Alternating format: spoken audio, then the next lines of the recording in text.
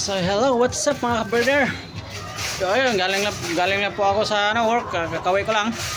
Dito umakyat ako sa rooftop, dito sa aking munting unakan. Ito, pinapakaskas ko na yung ating estudyante kasi mag-exam tayo next week. Yan o. Yan. Exercise mo na. Yun. Pina-exercise ko siya, bali dalawa to sila. Mag-exam. Ito, update po sa mga bagong sisiw na binigay ni Sabi LRG. Yan o. Hindi ko alam anong mga bloodline yan, pero galing farm po yan.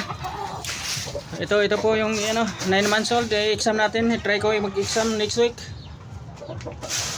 Yan. Saka isang abuhin. Ito po. Yan. Dalawa exam natin next week mga kabrider. So yan po. Maraming salamat. Bye bye.